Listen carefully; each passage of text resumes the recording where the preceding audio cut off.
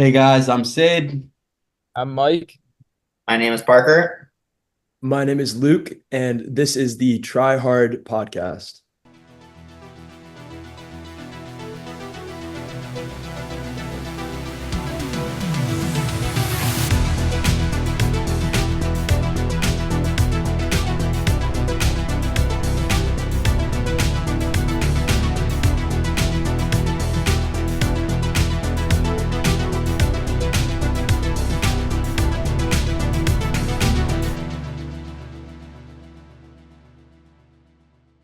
Welcome back, everyone, to a very anticipated episode of the Try Hard podcast. Joining us once again is the man, the myth, the legend himself, the fruity legend himself, Luke Hopkins. All right, relax.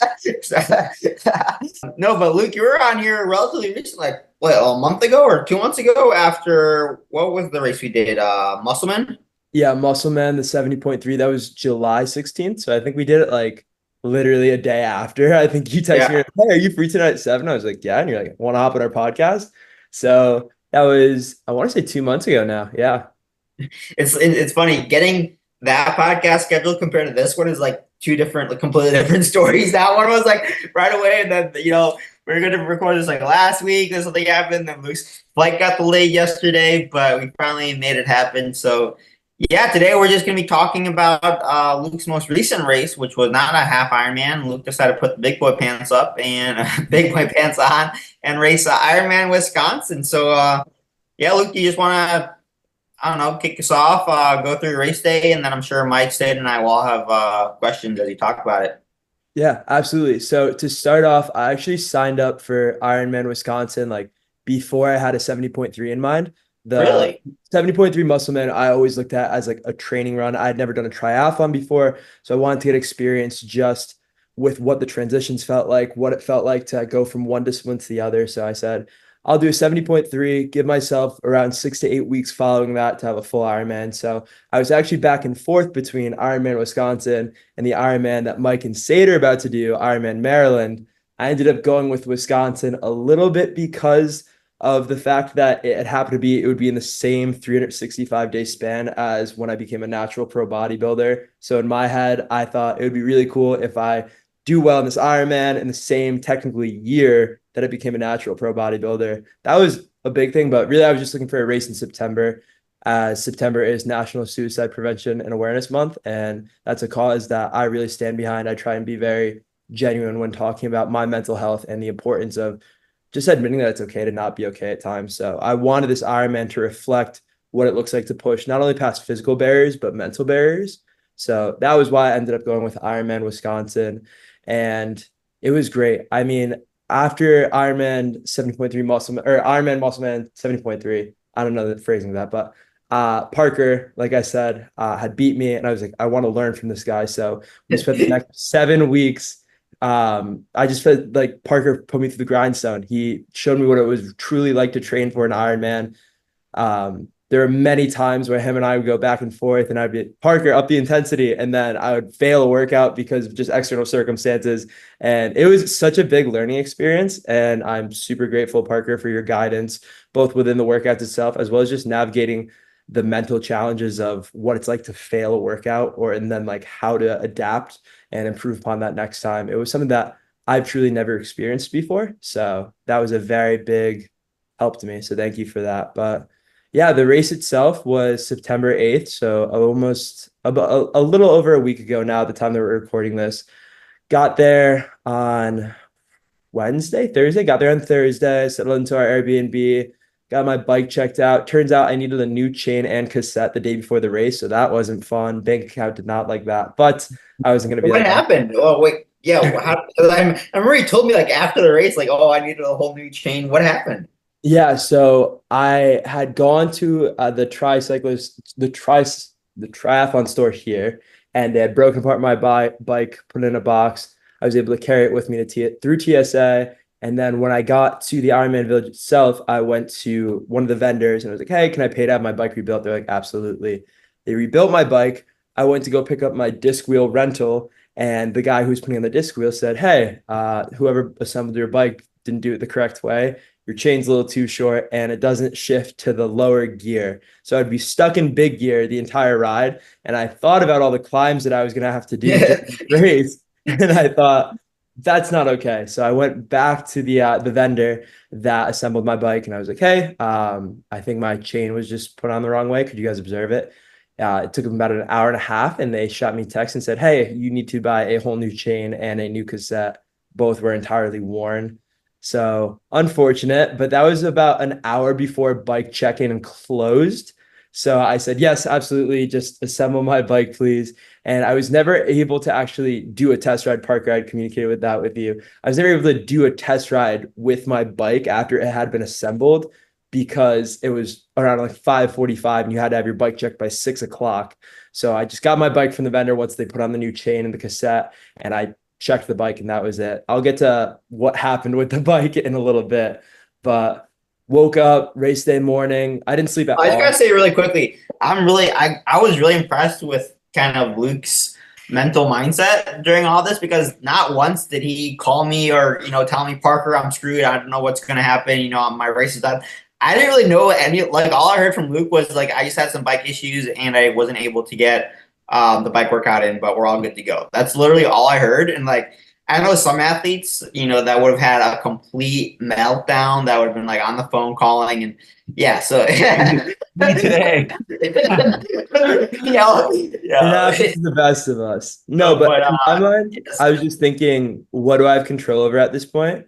I have no control over my cassette or my bike. If they're telling me it's broken and I need a new piece, then I can't really argue that. So I was just like, okay, I'm just going to accept whatever comes my way. I'm not going to stress out any more than I already am about the race itself. So I just accepted it as my fate. And I said, do whatever you need to for the bike. I just want to race. So I also didn't want to bother you because Parker was so kind and I texted me multiple times throughout the day, just checking in. How are we feeling? Is everything going well? So I didn't want to all of a sudden be like, Parker, I have a crisis on my hands. So I just said, you know what? It's going to happen. We're going to get it all figured out. We'll be all good. There you go. But yeah, I spent the entire night. I think I got maybe 3-4 hours of sleep. It's before a big race, you go through every single possible thing that could go wrong. And say you're thinking about a marathon, it's very linear. It's just, oh, you bonk or you trip or something. With an Ironman being a very long race, there are plenty of things that could go wrong. So that kept me up for the majority of the night, but I got a little bit of sleep, woke up in the morning, got to the just transition area and start early, made sure I was loaded up with all my fuel. I brought both my yellow all-world athlete cap because I didn't realize that was a thing until I checked in for the Ironman. They're like, congrats on being an all-world athlete. I said, what are you talking about? And they went cap, so that was really cool.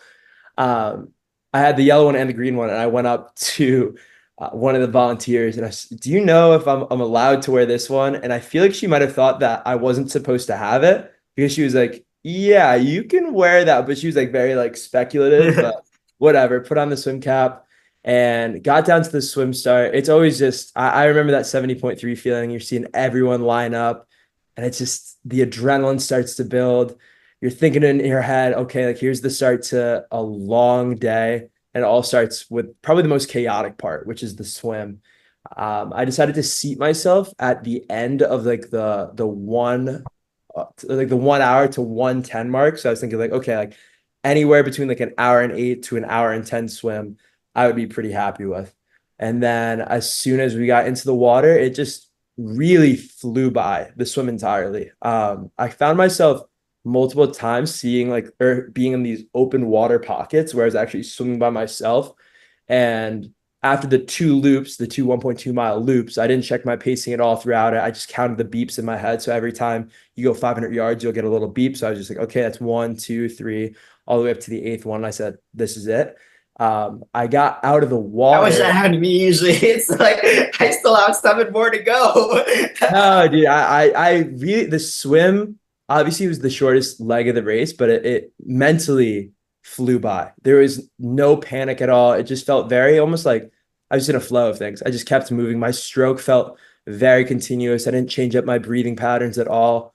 And as soon as I got out of the water, I had checked my watch and I'd seen that I swam a 1:03, which was pretty much my half Ironman swim just doubled. So I kept the Well, same. actually, I had the results pulled up. And so Serious. in Musselman, you swam a 31:36. The first half of Wisconsin, you swam a 31:08. So you actually PR'd your 70.3 swim in an Ironman. And then you pretty much swam your Musselman swim, that second half. You went a little slower in the second half, but you pretty much the exact same time you went at Musselman. So that's impressive. And I had no idea. I remember getting out of the water and I did the classic thing, just kind of like yelled to get everyone fired up. My heart rate was a lot lower this time, which is really great. So I didn't, slightly lose consciousness as I was running. But they peeled off the wetsuit, which was super helpful as opposed to like me trying to take it off myself. And then I had to run probably close to like a quarter mile and then up a helix. So up like 3 floors of a parking garage, which was pretty fun to get to like the bike transition area. Right away, I had a gel and some sodium. I had like some pickle juice because Parker had recommended that to me before getting on the bike. I got all my bike gear ready. I had 4 water bottles filled with 100 grams of carbs each. One big takeaway that I had from Musselman, which Parker and I worked with together for the past 6 to 7 weeks, was fueling on the bike. I had realized that I had severely underfueled during the bike portion of the 70.3. So I said, all right, fueling is going to be like a non-negotiable. I'm going to be as on top of it as I can. Got my bike. As soon as I got on my bike, after riding it for over 1,000 miles and like the weeks leading up to it, I noticed my seat was too high. And that was like the big thing in my head where I was just like, I should have rode the bike before I checked it in, but I just didn't have any time. So I said, you know what? There's nothing I can do now. I'm not going to get off my bike, adjust my seat, and keep going. I didn't have an Allen wrench on me. I was just like, I'm going to go. I'm just going to ride and see how this feels. Probably not the best idea, but yeah, I started off the bike and it was really the whole course was rolling hills on within the athlete guide itself. It had listed that the total elevation was 4,200 feet. What it came out to was 6,200 feet. So definitely a lot of climbing. I think there were 3 big climbs within the loop that you repeated twice. So 6 big climbs and then rolling hills for the entire 112-mile portion. The bike honestly felt pretty good up until that second loop. And then this would probably be around mile 56 to 60. I noticed that my back started tightening up a little bit. And I was just like, okay, maybe this is just due to the extreme amount of elevation. But what I think it was more so due to was the fact that my seat was too high. So even when I was in aero or just like out of my seat pedaling, it was just a lot of strain on my lower back.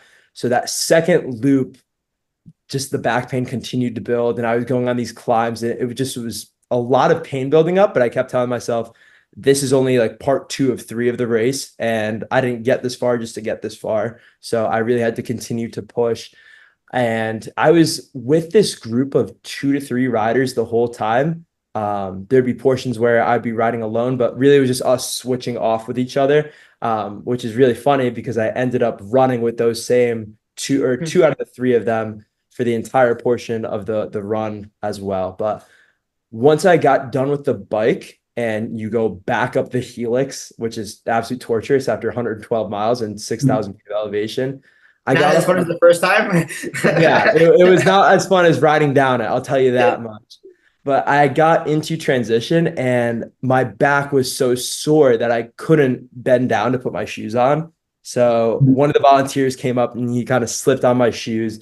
And I was wearing Alpha Flies, first time I've ever ran in them. I was not running nearly fast enough to find any benefit in them. So that's something I can give away to the viewers. If you're going to get really fast shoes, be able to run fast. I was not.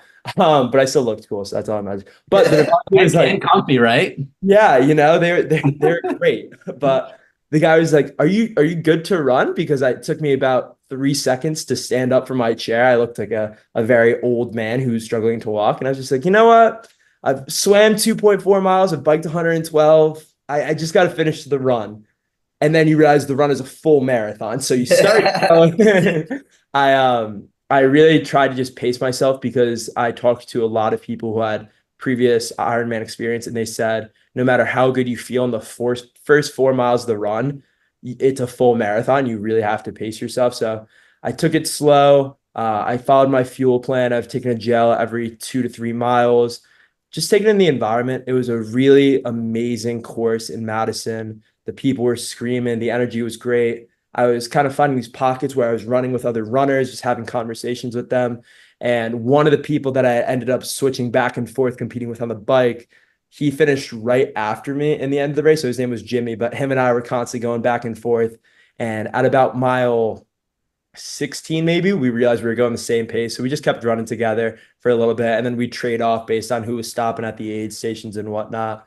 But yeah, the overall energy of the run, I was smiling as much as I could, because one, I was really happy it was almost over. That was a big one. But two, I was just genuinely so appreciative of the fact that I was pushing myself to do something so difficult. And I think that's something that us as athletes will take advantage of at times, where you're doing these hard workouts and you're continuously pushing yourself to failure to see improvement. But sometimes it just takes like a moment of appreciation for being able to do these hard things. So really the entire run, I was almost tearing up because I was just so happy that all the hard work I had put in was coming to fruition, and it was near the end of the race. And I remember seeing Parker at mile 13 because it was out and back twice. And I had You no saw clue. me? I think you had yelled to me at 13. I don't think I was there yet, or maybe I was. I remember, I think you were wearing an NVDM hat. So Yeah, okay, so maybe you did see me. Huh. so maybe I'm making this up. Maybe I'm kind of like baffled by the fact, but I remember seeing you while I was running. Maybe this was towards the end actually, and I had no clue who you were. I thought you were just someone yelling my name. I like was just like in that disarray of almost euphoria where you're like, holy crap, like this is the end of it in that last mile. And I remember as soon as I turned to head down towards the red carpet and the end of the Yeah, no, race. so it wasn't mile 13. No, you saw me at the end, but you saw me before you turned on. But that was like Okay. right at like mile 25. So mile 20, and that's like the same. I feel Yeah. like the overall Yeah, summary. you had no idea who I was. I saw the look on your eyes. You're like No, kind I of do. smiling, but like I do like who's this guy. But I think that just goes to show like the whole day, like as long as 10 hours and 54 minutes is, it flew by to me. And thinking about it, it's just like I can't believe how much actually occurred in that time span. And my memory is actually like so consolidated. It's just like I feel like I could summarize the entire Ironman in 2 minutes. But I remember seeing Parker, not knowing who it was, making that turn, and immediately I started just like crying. And like I don't care, I'm an emotional human being. I wear my heart on my sleeve, but I'm going down. I missed the first timer bell because I wasn't even thinking right. I was just so excited to finish, and just tears building up. And I remember crossing the finish line, and it was just such like an overwhelming feeling. Like you realize how much effort you put into that singular moment. And I just had such a great appreciation for like myself, Parker, my parents, just everyone who had supported me to get to that point. It just all kind of like this overwhelming feeling. And the only thing I could do was just cry. So started crying, turned around. The guy that I was running with, his name was Jimmy. He finished like maybe 10 seconds behind me. Him and I had a big hug together. That was really special. They walked me down, gave me my medal. I look to my left because I hear someone yelling my name, and one of the volunteers was like, "Do you know that guy?" And it's Parker. And I immediately go over, both embrace each other. It was just such a special moment. I just kept thanking him, went over, saw my parents, still crying at this point. I cried so long. But I was just so genuinely happy to be alive. And I think really thinking about what, like going back to like why I decided to do an Ironman in September. I just really had this appreciation for the fact that I decided to like be here and to do these things in hopes of just inspiring people that like, hey, like you can do phenomenal things with your life. You can do whatever you truly want to, as long as you're willing to like just show up and do the work and work for yourself. Because at the end of the day, like your life is yours. So you can truly make it whatever you want it to be, so long as you're willing to consistently show up every day and continuously work to becoming the best version of yourself. Yeah, I was very well said. I still remember whenever someone comes to me, asking Parker I want to do my first Ironman, I always tell them it's going to be a lot of work. It's going to take a lot of blood, sweat, and tears. Well, hopefully not blood, but lots of sweat and tears. But the feeling you get after you cross the finish line of your first Ironman, it's a feeling that you'll never forget. It's truly something special. So Yeah, no, and I'm happy that you were able to have such a positive first experience. I don't know. What about you guys, Mike? Say, do you guys remember the first Ironman?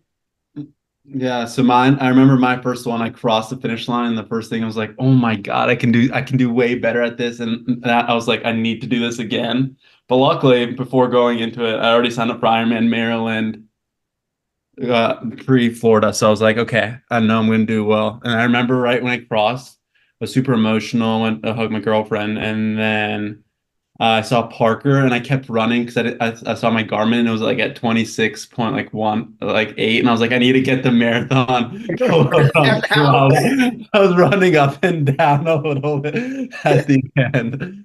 But yeah, I love the first time is like the best feeling ever. What a feeling.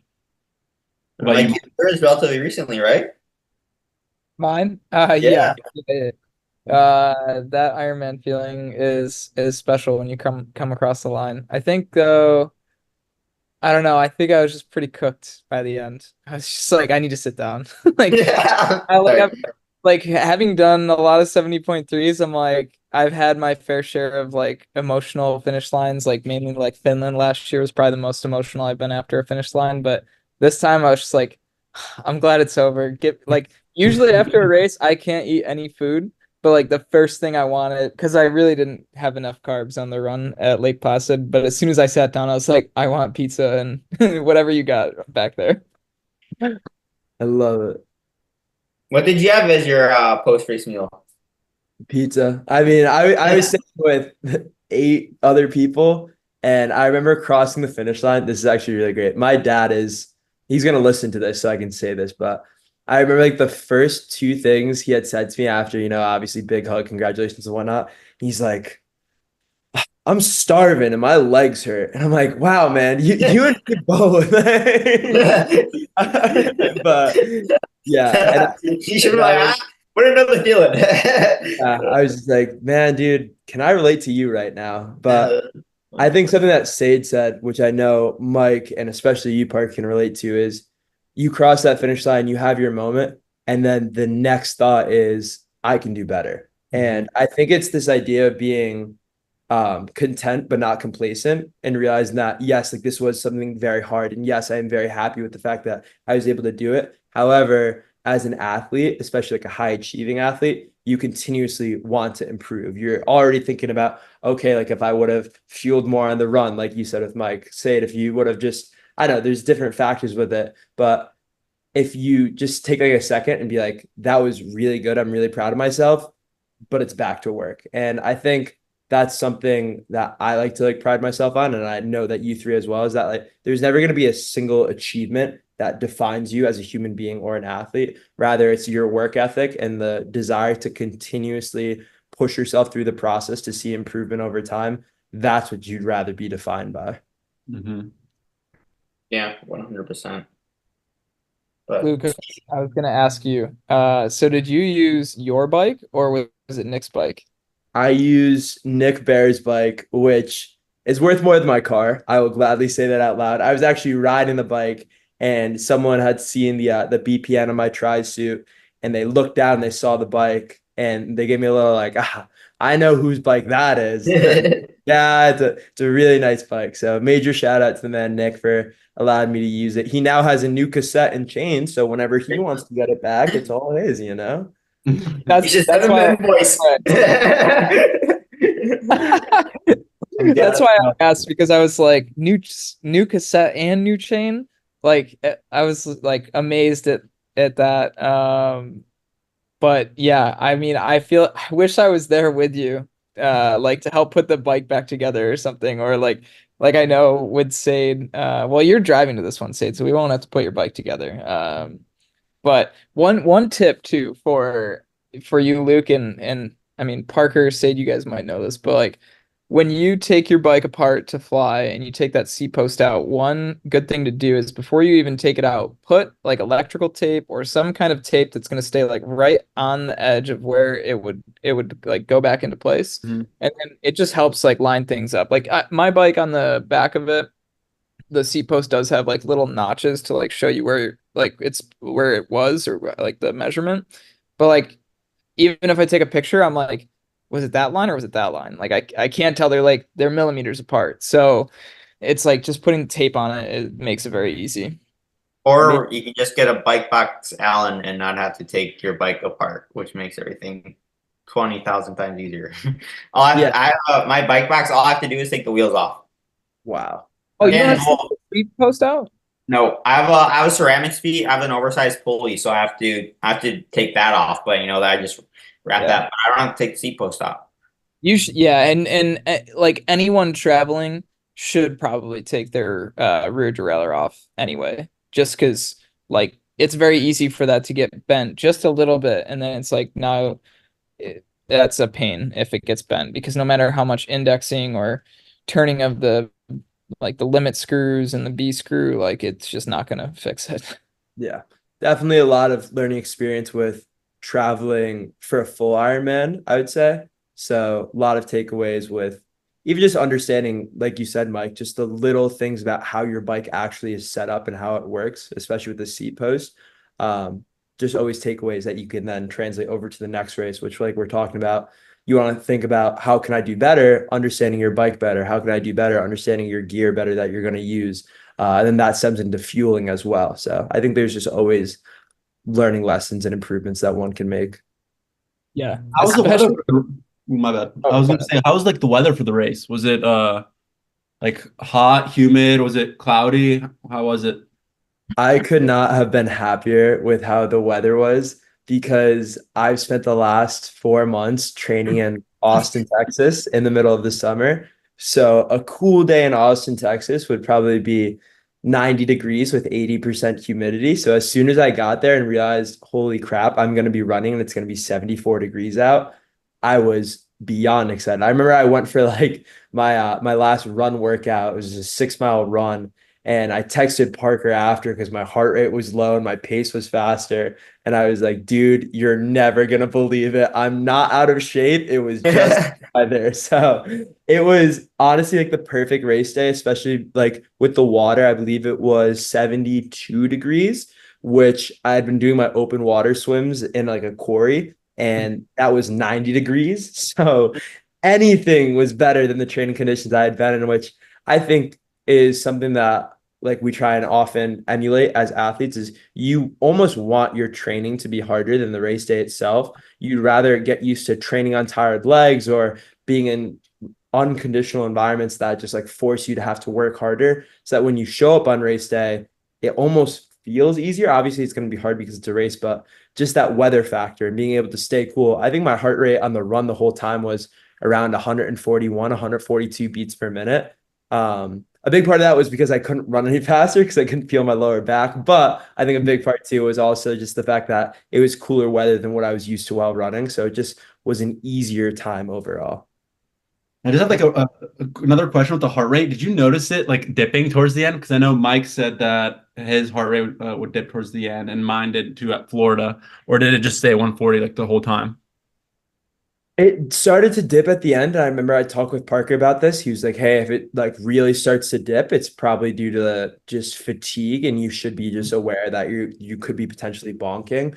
So I grabbed like a caffeinated gel just to see if that would help me get my heart rate up. And I just couldn't stomach it. So I was just like, you know what? We're at mile 21 right now. I really hope I can just push through at this point. But it stayed like relatively close to, I'd say, the 140 benchmark the entire time. Yeah, I have the file pulled up right now, and your average heart rate for the last half was 140. So, yeah, not too big of a fall off. You can definitely see a big spike at the very end there, but is let's see, 145 for the first half, and then 140 for the second half. So a little fall off, but nothing crazy at all. So, no, yeah, Yeah. you paced it pretty well too. I mean, even though your back was tightened up, I mean, yeah, it was you got 840 for the first half and then 855 for the second half. So yeah, not bad at all. Pretty solid pacing there, all things considered. Thank you. Yeah, a big part of it was just I had reminded myself that I'd gotten to this point, and it's like whether or not it was that point in the race or just the starting line of the Ironman itself. Obviously, there's going to be nerves. Obviously, there's going to be some anxiousness leading up to a race for any athlete, no matter how well trained you are. But just being reminded of how hard you work to get to that moment, as well as what you're truly doing it for, I think can really help someone change that nervousness to excitedness and have that be the main driver in just your overall emotions for that day. For sure. I know we've already kind of touched on it, speaking of, training and going forward and whatnot, but what is, I know you qualified for Nice, correct? Yes, I did qualify for Nice in 2025. So that was pretty cool. And Yeah. do you have any other races on this go? Obviously, I know, but for anyone else out No, there, of course. do you want to So make any announcements? yeah, why not, man? So after learning that I was an all-world athlete and what exactly that meant, I went online and just kind of checked my rankings. And right now, by the time we're finished or filming this, I'm in the gold category for my age group, which I believe is, Parker, correct me if I'm wrong, like top 2% in the world for your age group, or is it in the country? I think ask Mike will probably know more. Mike, you know, I think Uh, it's the For country. I think it's country. I'm pretty Okay. sure. Well, we're top 2% somewhere. So that's pretty we're top 2%. Like just leave it at cool. that. But I realized that like there are more races this year that could very well bump me out. And as like I said, like a high achieving athlete, I'm like, I want to be close to the top. So I just signed up recently for Ironman 70.3 Florida, which is in on December 15th. So about 12 and a half weeks from now. So Parker and I are just going to get back to work with everything, which I'm excited for because like I said, we had started working together when I was like 6 weeks out. So it was definitely a consolidated prep where we had to get benchmark numbers and then just immediately dive into everything. I'm grateful for the fact that we can work together now from kind of almost the ground up, but we have a very good base, Yeah. The Ironman was only a week ago. I feel like I have maintained a very decent amount of my fitness considering that I have been training still. So I'm excited to see what we can do. And I know that we got two other individuals in this call that are potentially doing that race as well. So we'll see if I'm the only one out there, if we got a good trio.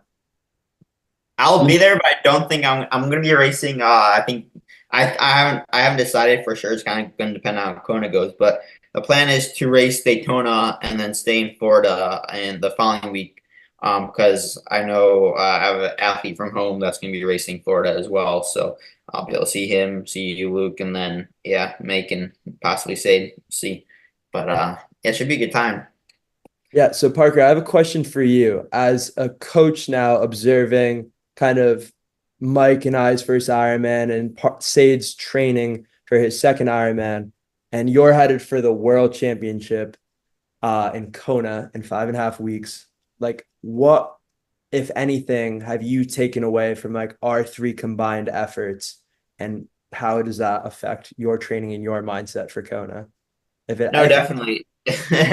um, Honestly, I say this. I talk to Natasha quite often about this, but and yeah, she completely agrees, and she's experienced this herself. But being able to coach athletes, especially athletes as that are competing on such a level like you three are, and that are as similar to training as myself.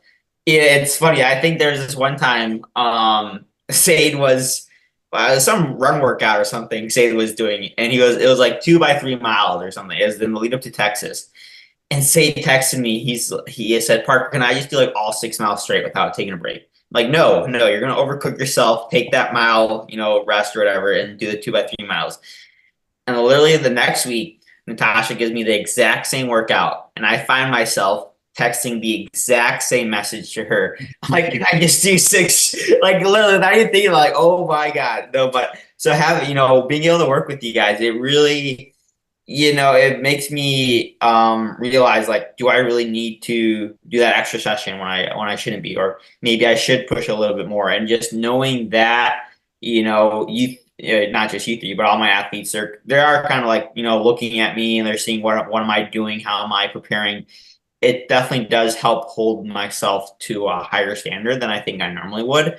Now that comes, it's a good thing, but it can also be, definitely there's that just a little bit of added pressure. But no, I enjoy it. And yeah, being able to see the similarities in the athletes I coach and the kind of athlete I am, it's definitely helped me pull back when I need to pull back, but then also having that support, big days and whatnot. I know, okay, these guys are counting on me. They're watching me. I gotta go out and execute, and that's definitely something I'm gonna be thinking of come Kona, because I know that race will be anything but easy. And it's easier, I think, to give up when, or kind of stop pushing when it's only yourself racing, but when you're doing it for others and not just yourself, I think it's easier to go that extra step and go to that dark place to really hurt. And I think Mike and Seid can kind of attest to this as well. When you're racing with others and you've been training with others and have that community, with you two and then Jake as well at Ironman Maryland, I think